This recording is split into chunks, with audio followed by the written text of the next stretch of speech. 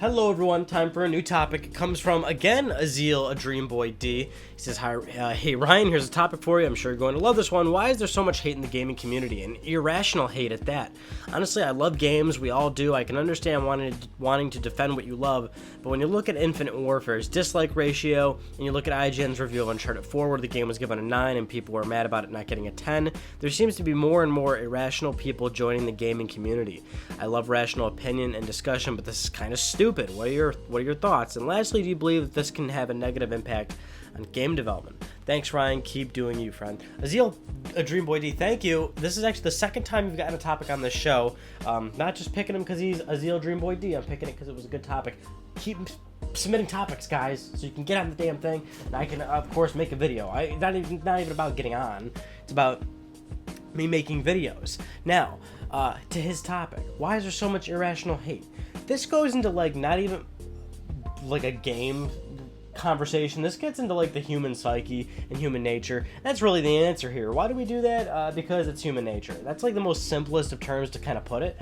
You know, we as humans, we get personally, emotionally attached to things, and more importantly, and you know, this is the most important one. This is for people that say do have that emotional attachment away from games. They don't let it kind of cloud their judgment.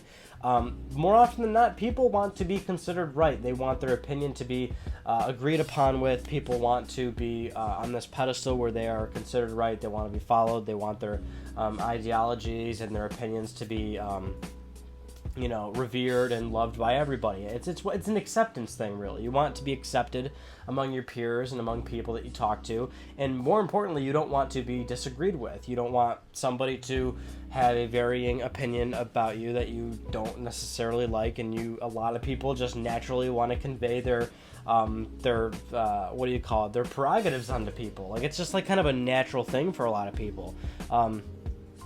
That's like the most simplest of terms. It's not even like video games, you know what I'm saying? Like, this kind of applies to everything.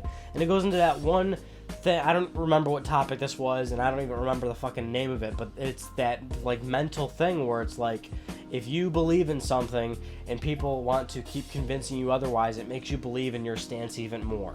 So this just heavily applies to not only the gaming community, but just living as a whole, and conversation as a whole, and your interactions with other human beings. You know, that's just kind of the way it is, and it is natural. You know, like that's how it is. But you know, you say, it is irrational a lot of the times. If you want to be more specific to games, like, it is always irrational. The thing that a lot of people always like to talk about, and which is a very true thing, by the way, it's like, why are people, you know, so heated up about games and the conversation about games? Why are people sometimes fanboys when it's all about enjoying good games and enjoying the discussion and camaraderie?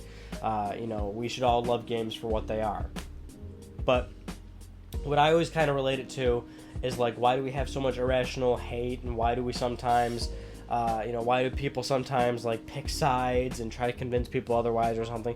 I almost relate it to, like how people are with, like, say, sports, for example. Like, you know what I'm saying? Like, people pick a team, and that's what they stick with, and that's what they're loyal to, and that's what they love. And even though somebody, say, loves baseball, they're always going to be, say, a Yankees fan or a Boston fan. You're not going to convince them otherwise. They're always going to stand by that. It's probably the worst metaphor / analogy to give you guys, but it kind of conveys a similar message, which is that people like to be their own thing, and they like to, you know, convince people otherwise that what they're thinking is right. And you know, that's not necessarily going to change for a lot of people. And it sucks. It's really particularly annoying when you know, try to have a rational discussion, but some people just take it a little too far. And that's what a lot of people do in games. They take it too fucking far. And those are the kind of people that do, like, get, like, heavily emotionally attached to it. Like, they have some sort of other agenda. And that usually falls in line with, like, fanboys and whatnot. People that have a platform preference, and they're a big major game releases on their platform, and you know, that's been around for the longest time, and that even more so works for the whole, like, sports thing. You know, it's like, if somebody likes baseball, why don't they just enjoy every baseball game? No, they want to go to a Yankees game because they're a Yankees fan. They want to see the Yankees win. It's the same thing as, it really is kind of the same thing as, like, oh, you love games, shouldn't you just play games everywhere? But no, it seems like people want to stick to one platform. They stick to that platform loyally, and they want that platform to win. It's a weird thing. It's a weird kind of stance to take, but that's what some people do. And I think a lot of the reason why people do take that stance is because a lot of the times people can only afford one platform. People can only afford so many games, and people, even more importantly, you can only have so much time to spend with, say, one particular platform.